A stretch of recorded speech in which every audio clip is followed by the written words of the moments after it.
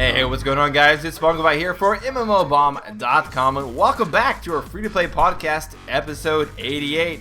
Today is October 20th, 2013, a lovely Sunday evening, currently 7:28 p.m., and with me today, whining and dining, is our two normal co-hosts, and absolutely nothing wrong with them. They are straight A, grade A beef. We got Kevin and Jason Winter. How are you guys doing today? I'm beef? Sounds tasty. You're grade A. You're grade A beef. Yeah, you're like the best into a hamburger. It would be good. Just imagine you as like the Hamburglar from like McDonald's. That's what I saw. He scared me. He always scared me. All those guys scared us. Like, I think they were all pretty creepy. I don't know what we were thinking about. I don't know what McDonald's was thinking about when they created them. What was the giant purple one's name? Grimace. There we go. He was the most terrifying of them all. Jason, what were you terrified of? I was never terrified of clowns, I'll tell you that much. See, that's the thing. You go right there, you got Ronald McDonald, he's a clown himself. Yeah. So, I mean, that whole thing, you can understand. But I just want to say, if Kevin's going to be beef, can I be bacon? You can be bacon, as long as you're not swine. Yeah. You're Everybody not a pig. loves me. You're not a pig, you're bacon. I am bacon. You're better than pigs. You're bacon. Alright, well, that is great to have our two slabs of meat just ready and served up, ready to go ahead and continue on with this free-to-play podcast. We play it loose and fast here on the free-to-play podcast, if you can't tell already. And so with that in mind, why don't we head and slide right into our first news topic for today. Now, this news topic is something that I was just sort of recently acquainted with. Jason, you were kind of talking to me about this before the podcast began, and that's about some kind of sit-in going on with DDO. They're protesting some stuff. They're taking up the fight in the servers. What's exactly going on there that you were looking up? Well, apparently the test server went up over the weekend. It went up, I think, on Friday. And there was a change in there, a change to a certain type of loot, something called the True Heart of Wood, and how it's acquired. It's something really important in the game, used for the True Reincarnation spell. And what it is, they're changing how you acquire it. I'm not a big DDO expert, so I can't comment exactly on how important this is or how difficult one thing is over another. But they're apparently removing it, the way to get it from a piece of content that people like and putting it in as only being available for a piece of content that people really don't like. So on the one hand, you kind of get the notion that they want to encourage people to go to this other thing more, but taking it away from the other thing has led to like several page posts on the forums. One of them is titled, When people's response is screenshots of canceled subscriptions, maybe, just maybe, your idea is bad. And that's what a lot of the post is. It's a post of people showing their canceled subscription screens. So it's a crap storm, to put it mildly. Well, protests in games are nothing new of sorts. We've seen protests before in other MMOs. I remember back when World of Warcraft was new and they introduced the Burning Crusade, and the fact that shamans could play on the Alliance side, and then on the Horde side you could play Paladins. There was massive protests in game and people were walking around making videos about it like that. So it's kind of interesting the fact that in the case of DDO, you have all these different sources of protest, not only in game but on the forums, and it's very much, it seems like, a unified discussion, a unified front on the gamers side of things, on the community side of things. And yet I was reading that there hasn't been any sort of response at all from Turbine. Well, I can sort of get the notion if this went up on Friday, if the test server did, and nobody's been in the office all weekend. So I kind of get that maybe nothing's happened yet.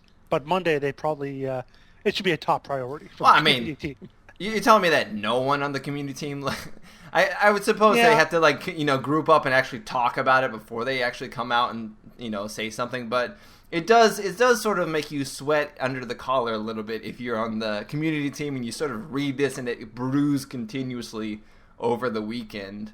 But at the same point, just to play devil's advocate, I do understand sort of. It seems like community is always good on these like pitchfork bandwagons when something becomes changed that obviously creates a portion of the community to or makes a portion of the community to sort of like have unrest, if you will. It can easily create a fervor with everybody else, and then you get a whole mob of people who, even though it doesn't affect them like hugely or maybe only affects them slightly, they still lump themselves in with that whole crowd. and then you get this huge cacophony. Yeah. The word is so hard for me to pronounce sometimes. Cacophony, and that's just a problem on its own. So I'd have to say, in this case, I'm really interested to see how Turbine sort of approaches the issue come Monday, come tomorrow. But as of now, I do have to say kudos to the community for at least providing a unified front of what they're actually upset about. Something that Republican Party here in the United States really hasn't been able to do the last couple of weeks. Oh, no, now we're talking about politics. No. I just had to say that. All the way downhill. I just had to say it because I was glad to see a unified front about something that they detest and is taking a stand for it. But you mentioned, Jason, while we were discussing this, that this has sort of been happening a little bit on the flip side of the fantasy universe, which is with LOTRO, Lord of the Rings Online. Yeah, a couple of years back they made a change there where you had your legendary items and you had to slot these runes and stuff into them. And you could get the runes back either by deconstructing your weapon when it was at max level or by using a scroll of relic removal, which you got through stuff in game.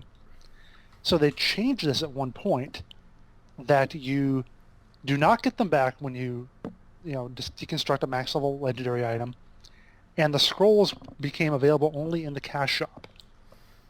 And that was not well received. I actually have a friend who had been out of the game for a few months, came back, deconstructed his max level thing, expected to get the stuff back, didn't. Spent about a week going back and forth apparently with customer service. He said he gave the indication when he talked to me about it that he had almost got himself banned for how he talked to customer service. But in the end wound up just quitting and I never saw him again in the game. So, it's the thing that they're trying to get, the thing that's being changed in DDO apparently is available on the cash shop. Go figure. So you don't want to say, hey, this is just a trend with Turbine, but you can see that they might be going this way. It's not. It is something that's on their test server, so it could always change, but you can see that they could still do it. See, that actually brings up a whole new ball game of sorts, because if you change an item to where it normally is available one way at a pretty standard rate, in terms of like actually acquiring it, and then they change it to where it's harder to acquire. But easy to get in the cash shop. But you can get in the cash shop. Yeah. Then I definitely can see the outrages. Certainly. Previously, it was under my assumption that they just changed how you would get in game with no sort of repercussions into the cash shop and that kind of thing. But now that I see that's the sort, I can certainly see why players are upset.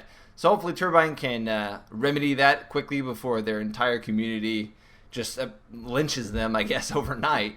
But moving right along, we're going to talk about something that's a little bit interesting. A hacker recently hacked into the Twitter account of Mark Merrill, who is the president, of course, of Riot Games. He's known as Trendemir, and he uncovered a lot of screenshots of the League of Legends TCG, apparently. It was called Supremacy. It was confirmed by Mark Merrill himself to actually exist. It's not a hoax or anything like that, but it was said to be a prototype, something that was never supposed to be released to the public, and they gave no indication that it would be released to the public. And so there are a couple images online that you can check out, like a placeholder login screen that just basically displays a lot of League of Legends characters. There's also some little templates for all the cards themselves. The templates actually look strikingly similar to like other TCG Online, like Hearthstone, that kind of stuff. So I was kind of curious. They didn't really give any indication to the gameplay, but given the fact that, Kevin, I know you're a big League of Legends fan, and both you and Jason are big TCG fans, or at least have a long history in TCGs, I was kind of curious what you thought a League of Legends TCG would look like if you had to imagine something. Like, how would you imagine that to be played, Kevin, seeing as you're a big League player? There's two real possible outcomes, and I guess I'm going to compare them to other existing card games. It could be done either as a TCG or a LCG. If it was going to be as a TCG, it'd be along the lines of like Legend of the Five Rings, where it's very story-driven, has a lot to do with a lot of the lore that's very deep into the game's design itself. Or it would play more like an LCG, like they did with Star Wars and a few others, and like a game called Netrunner, where there's specific cards that are designed to fully encompass these ideals that have already been put out. So each champion would become a card the card would be perfectly tailored to that champion's abilities or in-game or whatever. As far as how it would play, it'd be really interesting.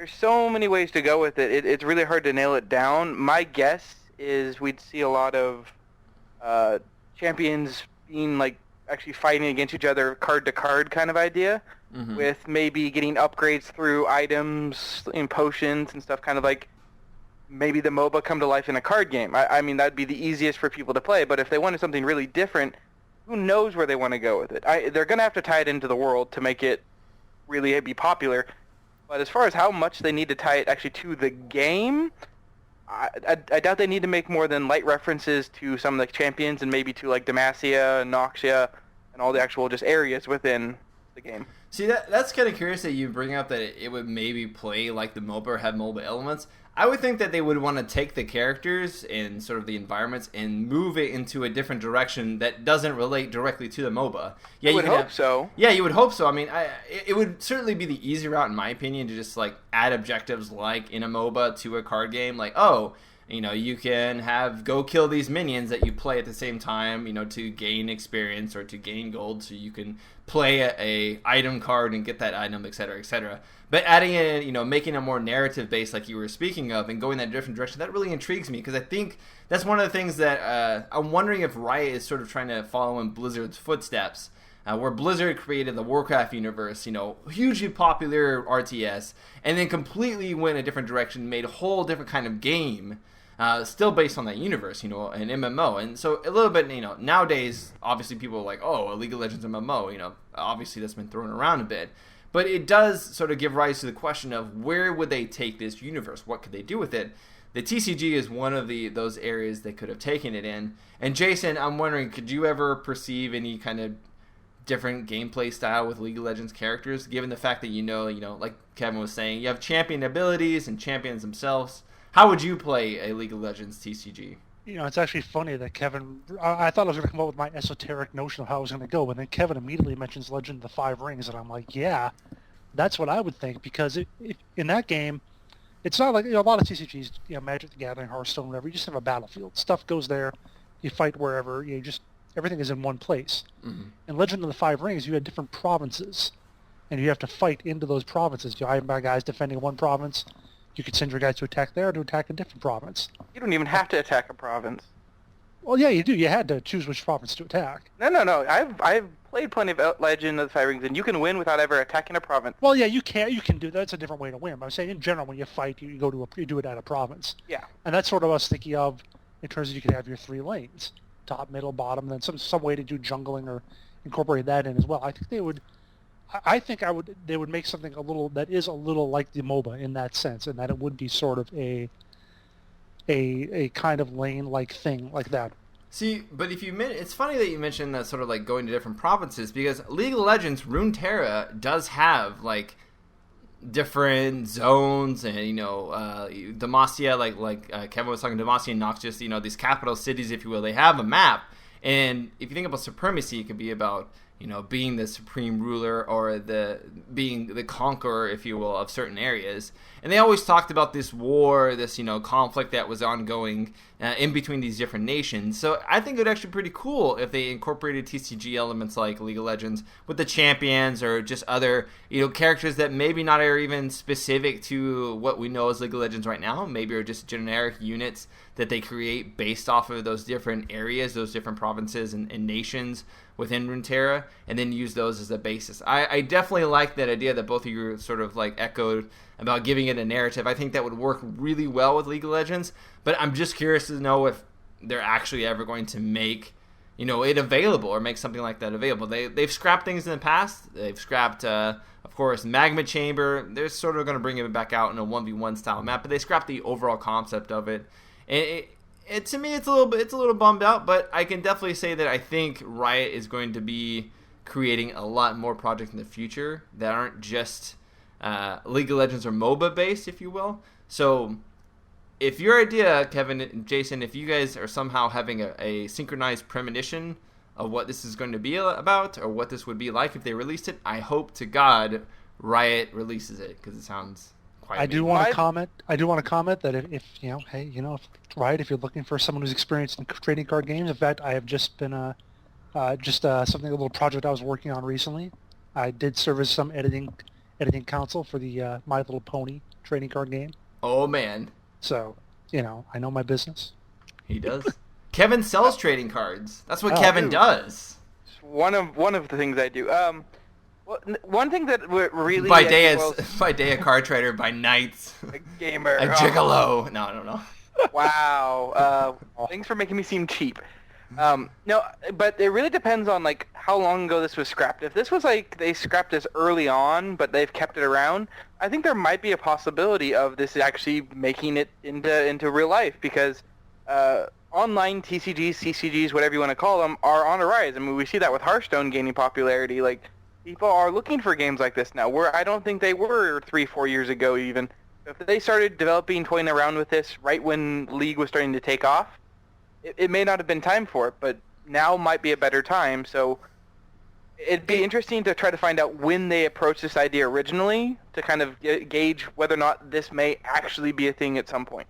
That is very true. I would think that, Riot is in the position to garner... I mean, Hearthstone was like the number 2 streamed game for a long time after it was released into beta. I can only imagine what a League of Legends theme TCG would be streamed at, right? There's obviously if it's done well. If it's done well, correct. And that may be another thing. It just may have not been up to snuff. They may still be coming out with a TCG. They may just view the current iteration of it to not be sufficient, So those are all like possibilities. I myself am excited because now that we've talked about it and I can kind of see like what they could possibly do with it, I hope to definitely see some sort of iteration of it in the future. Because I'm a little bit tired of League of Legends as a MOBA, but I'm not tired of the universe or its characters, and I definitely would like to see what Riot could do next with that. All right, switching gears just a little bit. We're talking about a little bit of wizardry, a little bit of, could you say, magic. It's magic. Magicka Wizard Wars. It's out in early access alpha now, and I think all 3 of us have played it now a little bit. Me and Jason, we have played it on the stream, and Kevin, you've played it individually. What did you guys think of it? I'm really curious. Kevin? I had a blast. If you played the original, you are right at home as soon as you jump in. I mean, it's a little... I mean, I was rusty, so it took me a while to kind of get those like combos to find the spells I wanted.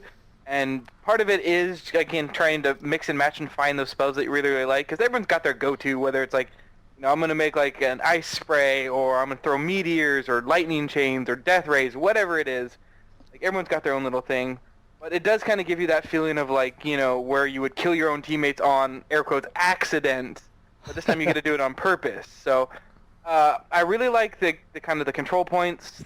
I did have issues, again, like you talked about when you were doing like the live stream and stuff, about when you have a bad team or whatever and you guys get locked out of the control points within like a minute and the game's just over. But aside from that, it was a blast. Now, later, after we did our thing, a couple hours later, I tried to set up a 4-player game. I got some friends, got them their keys, so we all got in the game. Mm-hmm. Sort of. I logged in. Another guy could not get into the game. Another guy got into the game. I couldn't invite him to my group.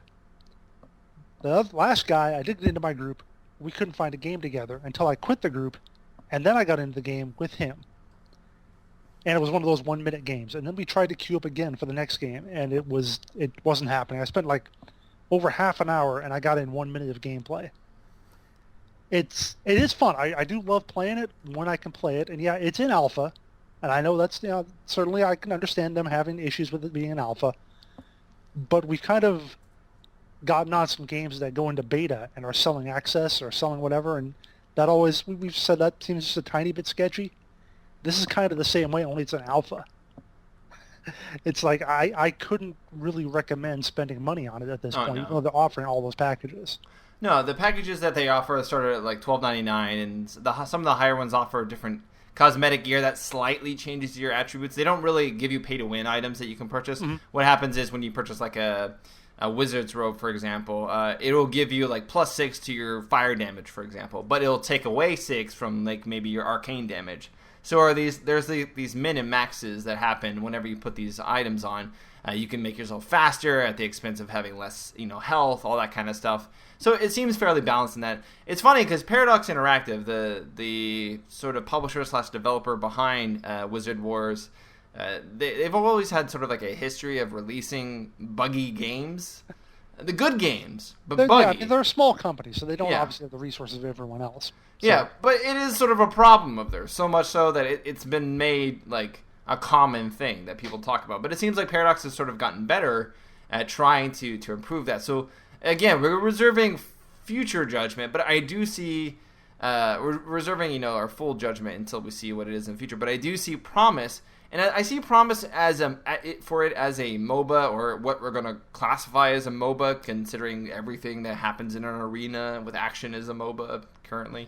But I like it for the fact that it adds a layer of skill to MOBA elements that you don't get with usual ones that everybody copies, where you have those 4 skills.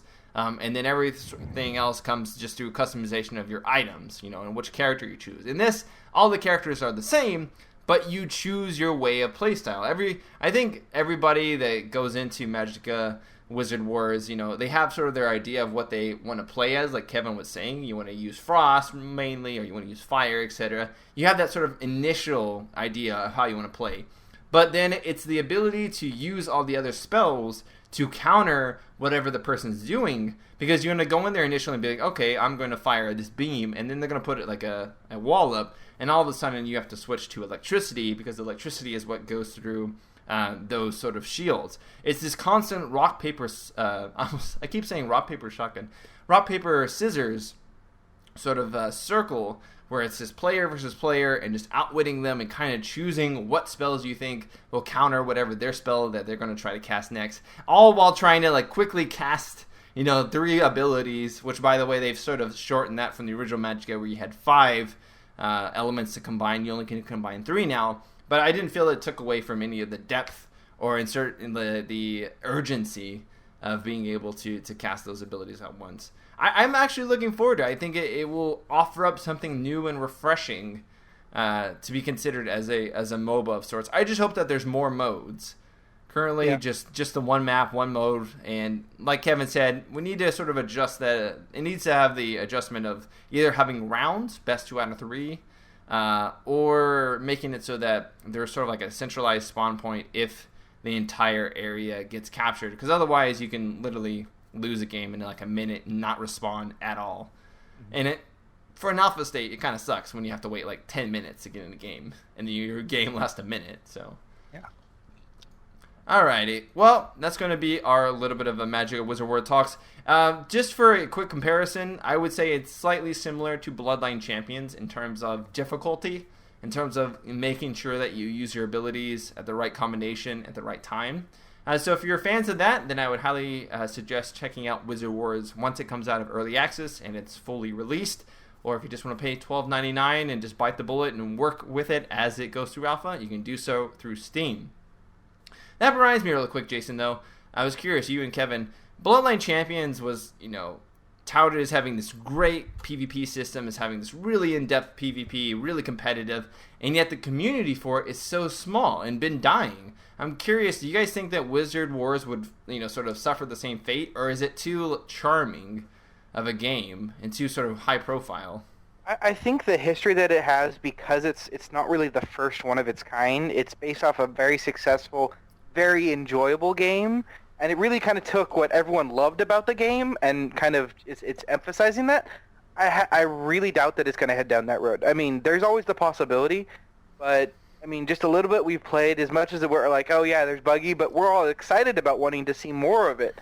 And as long as they don't drop the football and completely just give up, I mean, I expect it to do well. Yeah, I mean, I played Bloodline Champions just for an hour or so when it first came out, and I just tried it around for now, and there just wasn't anything that really seemed special or interesting about it. Like you said, it was just MOBA-like. You have 4 abilities or whatever, and you go around and you do stuff. You have a lot of abilities in Bloodline Champion. You have 6 or 7. Well, okay, but still, it was just a standard MMO type hotbar with a few abilities. Whereas the notion that you do have more customization just in how you play the game and what skills you use just makes the ability to cast the interesting. spells. Like, I think that's one of the biggest things. It's like you don't just hit a ability. Like, you have those standard hotbar abilities that Sure, you can cast if you get the magic power. But just to create a basic ability, you have to combine spells. Like, I think that's sort of like the extra element of depth to it and complexity that really draws the players in. Having to, to cast a fireball, you literally have to combine rock and fire. Yep. So things like that really add that extra sort of element of pizzazz to it. Well, check it out, guys, if you're interested in it. But otherwise, we're going to go ahead and move on to our final sort of news topic today. I recently myself watched a TED Talk by Patrick Klepek, which happens to be one of Giant Bomb's news editors. Now, Giant Bomb is a review site much like ourselves where we talk about gaming news and we inject our own personalities into the subjects when possible sometimes. Now, he has specifically discussed the effect of trolling and what it had on its effect of people's perception of content. And what that means essentially is when someone reads an article or or watches a video or reviews a game or looks at it in some respect, and they then view the comments associated with that, their opinion of that can sometimes be affected. And it was shown through studies that players or people who viewed comments in regards to articles that had negative stuff implemented into the comments perceived the actual article with a lot more negativity than those who engaged in discussions or looked at discussions with a much more positive or neutral stance. So really, the question regarding is are online communities really a good place for discussion? Is there good critique that both developers and gamers alike, and also critics ourselves, are there things that we can glean from this without having to be inundated with trolls? Some have said no. For example, Popular Science has completely removed comments from their section on the internet. But in gaming, specifically with critics, it's very important to receive some of that criticism because it affects how not only we make games, but also how we review games. So I'm curious, Kevin and Jason, in the regards to the issues of trolling, is there something that can really be done in the long run to curb this? Do you feel as though the benefits of anonymity and the internet and discussions through the internet really outweigh what seems to be a epidemic of discussionary breakdown? Jason, Kevin, any of you? Sure, I'll go first. Sure. I think it can be done. You talk about Popular Science being someone who just shut it down. I think the fact that it's being recognized by Popular Science, by something else I was thinking of. Someone else who did something similar. I can't think of it right now, but there's at least one other major site that did something similar. And a good example is you look at something like Phil Fish, the guy who made Fez. Yeah, and he just basically said, "I'm done. I'm not making Fez 2 because he got such negative criticism on some comments he made, and he was a part of it too. He wasn't totally blameless, but it got so harsh that he just decided to quit. And if you wanted to see Fez 2, you're not going to because basically some people were asses on the internet. So the fact that it's being recognized as something of an issue is, I think, a good thing because for so long we just thought of the internet as this Wild West where anything goes and people can troll and use swear words and whatever as much as they want. I think though it's going to be tough to regulate that sort of thing because you're going to have any popular site has hundreds or thousands of comments, especially if you talk about a really big site like ESPN or CNN.com or something like that. How do you enforce that kind of stuff on those sites?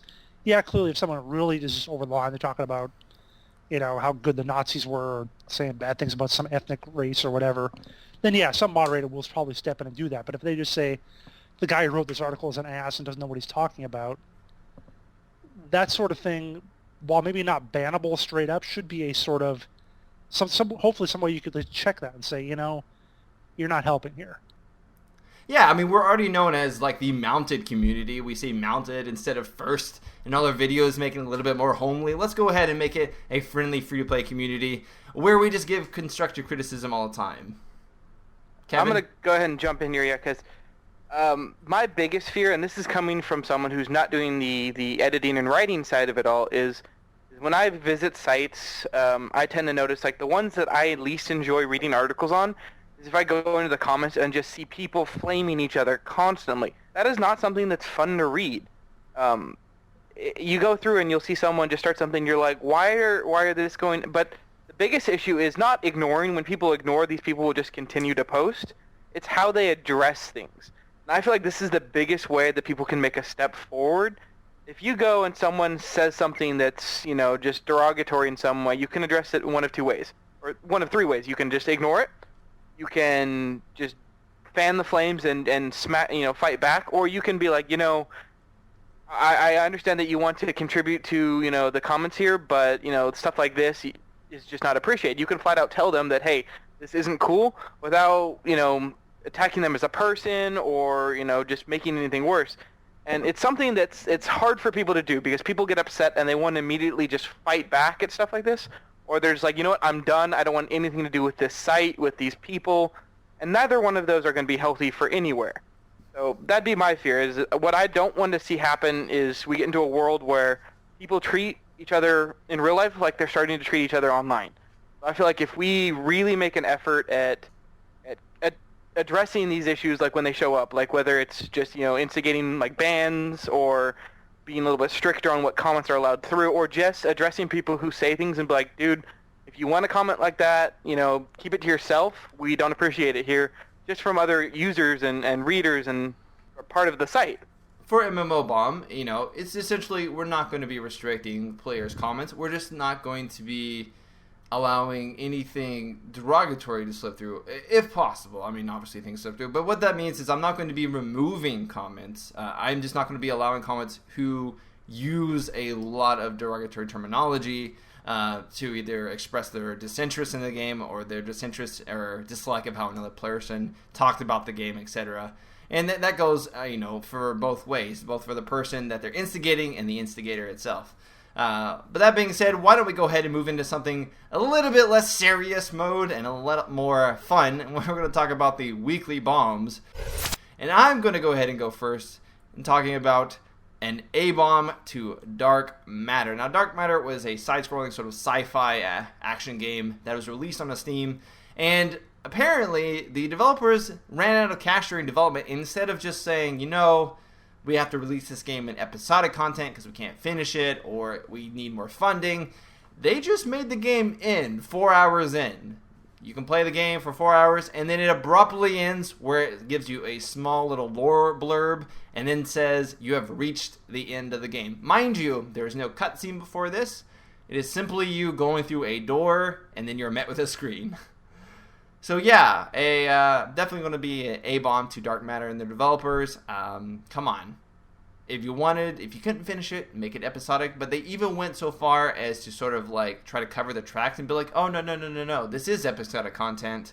There will be more in the future. We just needed to release it so that we can make the next episode, blah, blah, blah. If you're going to do that, then at least label it as episodic or at least say to be continued at the end. I don't think that's a valid excuse. Because certainly you wouldn't put that in there if you say you have reached the end of the game at the actual end of the game. That's ridiculous. That is pretty awful. And yeah. I'm looking at it on Steam. It's apparently $15. So. Yeah, I mean, people will say, oh, it's $15. It's episodic content, blah, blah, blah. I'm like, no, they didn't intend for this to be episodic content. They intended to just release it for 4 hours and hope to get their money's worth out of it before the community just came crashing down on them, most likely. So I'm going to go ahead and get an A-bomb to Dark Matter. Be on the lookout. Don't play that game. Only 4 hours long. Does not conclude the story well. And isn't something you should waste your time on. Jason, what is your A-bomb to bomb for this week? I have a da-bomb to Daryl. Daryl is the man who cut my hair a couple weeks ago. I'm not giving him a da-bomb because he gave me a sweet haircut. It's good. You're a stallion. It has to always be sweet. Well, yeah, I got to trim my mane. Yeah, exactly. But as we went on, of course, I always hate when the hairstylist tries to chit-chat with you. I don't know. I don't want to open up to someone I don't know, especially someone who's got a sharp blade near my head. But we did start talking a little bit, and he asked me, what do you do? And I said, well, I write, for some video game websites. And he's like, oh yeah, what kind of video games? Oh yeah, mostly like MMORPGs or whatever. Eventually find out he plays Final Fantasy XIV with his girlfriend. So we talked about that the rest of the time. He has a human character, Hume. And I think his girlfriend had one of the cat girls. That's what he called the them. humans are called Humes? I believe they're Humes. Or was that Final Fantasy 11? I get confused. Humes. Wow. Humes? Yeah. Very Humes. I'm a Hume. Sounds like hummus. Yeah. Okay. I was just amazed to find my hairstylist for the week at least played MMOs. That was pretty cool. Well, awesome there. More hairstylists. If you're a hairstylist, let us know in the comments, or if you do something that you wouldn't expect a gamer to do as a way of life, as a way to make money, let us know, because I'm interested. I wonder if we have any like trash collectors or something like that, like an airplane pilot. Like I play MMOs while I fly planes, something like that. Probably EVE Online players are just about everywhere. I mean, they're oh yeah, they're in everything. absolutely everything. You know, all parts of the government, financial sectors, etc. Kevin, what is your MMOBomb for this week? Well, before I get into that, I'm wondering why like gamers aren't allowed to be all these parts of like society. Like, why can't a hairstylist be a gamer? Well, I think really it's sort of we're breaking those boundaries now. You got to remember, gaming as a whole, in terms of PC gaming, hasn't been around for that long, relatively speaking. It's been around for 20 some odd years, but in those 20 years, for it to be like a national mainstream thing, hasn't really happened until like the last 10. In that respect, you can sort of pass it by, but I do think there are a lot more gamers nowadays in different professions than there were in days past. Particularly gamers who are up in age. You know, there are several. I mean, I've played with a lot of gamers. They're 60 plus, etc. I was about to say. I wonder if you were including me in. I was about to say no. Several other stallions. Right, I'm going to go ahead and get into my bombs. I'm actually going to do two because last week, as the viewers or listeners may have been aware of, I was unable to be a part of this. I was out of town house sitting, having to take care of animals and such, and animals are awesome, but they don't really let me talk. So I have two. The first one, a couple weeks ago, there was the newest patch for League of Legends. It wasn't a huge one. It wasn't super fancy, but one of the cool things I really liked about it was they retooled, so this is a bomb to Riot Games, but they retooled the SmartCast menu. They now named it Quick Casting. It's really the same idea. It accomplishes the same thing.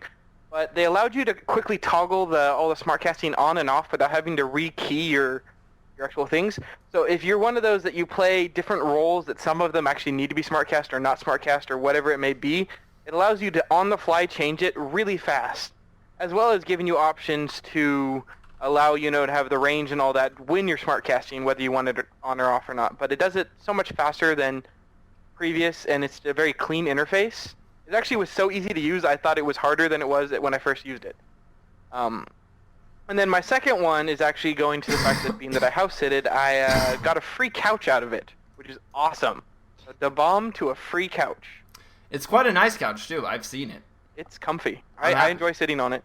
I'm happy that he has it now because it's actually a part of my living room as well. What else would you do on it? You enjoy sitting on it? Well, of course you do. What else would you do with your couch? Okay, but there's couches, and then there's like, it's a furniture that's kind of there to look, but no one actually enjoys sitting on it. It's like, Is that the furniture that you put like that wrap around? Like it's got like that plastic on it that everybody had in the 90s, and you just would slip off of it gradually over time. Oh, those were bad. Yes, it was indeed. All right, so let's go ahead and be our weekly bombs from us here at the cast. Now, in terms of the member bombs, we had a little bit of a slow week. We had Clay here talk about my bomb is for EA for SOTOR, and it's half-baked space expansion. That is a giant critique right there, calling something half-baked. I know their free-to-play practices are horrible. That is my mistake, not Clay's. My grammar is terrible. I know their free-to-play practices are horrible already, but for a game with Star Wars as the title, you might want to have some real space content. It's sad how accurate this comment is. I think the X-Wing has already flown on that notion. Yeah, it's been like that for a while. I mean, the latest thing... Okay, I think one thing that would be very redeeming with the space expansion is if they came out at one point and they were like, hey, we have space raids too. Like, you're raiding in spaceships. And the boss would be like an actual capital ship, and then you have ships that would heal the other ships. And that would be crazy, and I think that would be pretty awesome. If they do that, I think they need to pay you royalties, because that's an amazing idea. It just can't be like the Malagos fight from World of Warcraft, where you actually were all in drakes or dragons flying around and have that one. Like one was the healer, one was the damage. That fight was a nightmare to do. So as long as it's not as bad as that, come on, EA, hire me. I'll totally design your space raids. Let's do this. It'll be awesome, and you'll actually make some monies, which we all know is what you want. So consider it, EA. Consider it. Space raids. Good idea. All right, so the question of the week from last week was, how long are you willing to wait for promised features after open beta begins? So, of course, all these developers, they get you. They're like, hey, we're going to have open world PvE and PvP and giant dragons that you can ride and fight in space with. And all, they get all these promises out there. But really, how long does it actually take for these things to get implemented? And how long are you willing to wait for it? EU Nasunt had something to say about that. He said, I couldn't wait for too long for new features that they've been announced, especially if I had already reached endgame and had nothing to do. I would maybe roll a new character, but when that reaches endgame, they'll better damn well deliver it. I think that's pretty fair. I think that you shouldn't say, oh, they don't have this or that, because if it's an in-game thing that they're adding, and they just released the game, they're like, this is something in-game we're going to add a month from now, I could let that slide. Because, you got to take the time to get up to in-game level. Obviously, not everybody's going to be there. That's perfectly fine. If it's a core feature that they're like, we haven't added the ability for dragons to fly yet, and this is a dragon flying MMO or something like that, then come on. Come on. In the case of SOTOR, come on.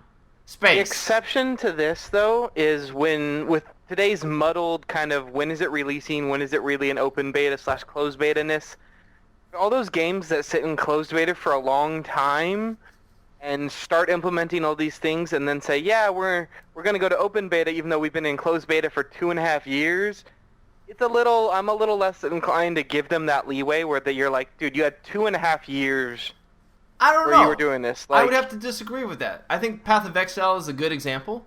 Path of Exile was in closed beta for a long time as they added all the extra content.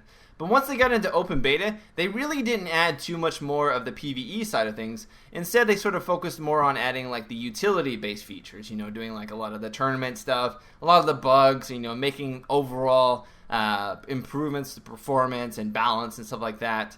But the core of the game is there. That being said, they've now added more content to it as it goes into full release, which is a next step of content creation past open beta. So I would think Path of Exile is a good example of something that really used its time wisely in closed beta before transitioning into an open beta that everybody could enjoy with the majority of the features. No, that's exactly my point, though. If you can spend all this time in closed beta, why would you say open beta and then take forever to do something? You can stay in closed beta. We know it's successful. We've seen a lot of games do it. That's why, you're not allowed to, if you're going to stay in closed beta for 2.5 years, that's fine. But don't go now we're now going to open beta. You have to wait forever longer to get all the stuff that we promised you just because we wanted to switch the title to open beta. That would be a good example for something like MechWarrior, who went into open beta and now has gone into release, and EA is yet to release a fraction of the content promised originally when they first launched their closed beta, which dealt with progression in the world and more, not open world per se, but more overall progressive, you could see your influence and clan wars, all that kind of stuff.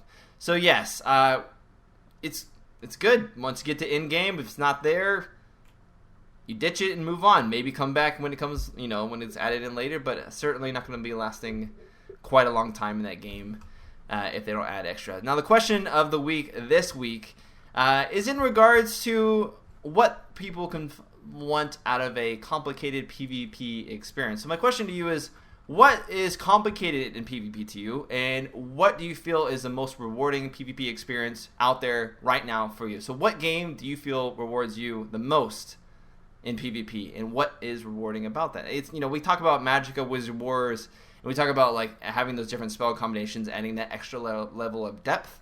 And I'm really curious to know, for those of you who really enjoy PvP, what game is your go-to PvP, and why do you like it? What is it about it? We're not talking about specifically FPSs per se, but MMOs and arena-based games, that kind of thing. So let us know in the comments down below what you like about those PvP-oriented games, and we will let you know next week what we think of them. Alright guys, this has been it for this week's episode of the Free Play Podcast. As usual, this is the part of the show where we let you know how you can get in touch with us if you want to give us constructive feedback. Not tell us to die in a fire or anything like that. But I'm gonna start with myself. I'll put myself out first, so I'll be the sacrificial lamb. I am at Spunkify on Twitter. Go ahead and talk to me. I'd love to talk to you about gaming related development, anything related to the industry. I am all ears. I love to have discussions like that. And you can also watch me on twitch.tv. Twitch.tv/MMOBomb every Wednesdays at 2 p.m. Pacific Standard Time. Kevin, we're going to start with you this week. Where can people reach you, Kevin? At no social media K on Twitch. I mean, on Twitter. Nothing on Twitch. I'm not streaming yet. If I can get a new processor, we'll see about it. Soon. That's soon. Soon. All right. So, Jason, where can people reach you? Don't let a new processor stop you, man.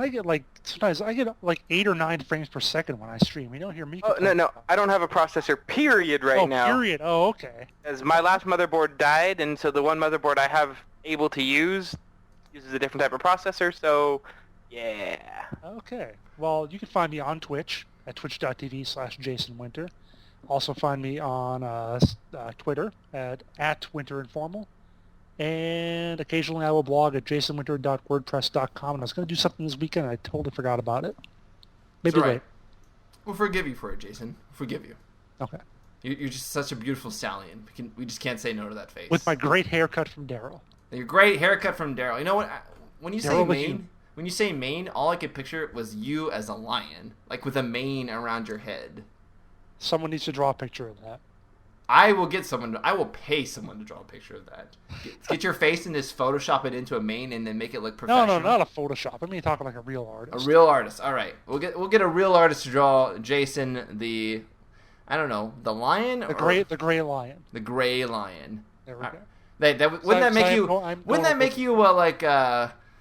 that make you Scar? Like, he had gray in his hair, didn't he? I don't have a scar on my face, no. That's true. That's true. Well, he's the older lion. I don't know. It's harder. I'll keep you the stallion right now. Stallion's the best. Lions we'll figure out another lion at another point. Someone else can be the lion. We already have a squid on the show. We already have a stallion. Kevin, what are you? A person? That would be a thing. Yes. Ape. He could be an ape. He's an ape. All right, so for the Spunkify, the ape, and the stallion, thanks for watching. Thanks for watching our show this week, and we'll see you guys next week. Until then, Spunkify out. Later, guys.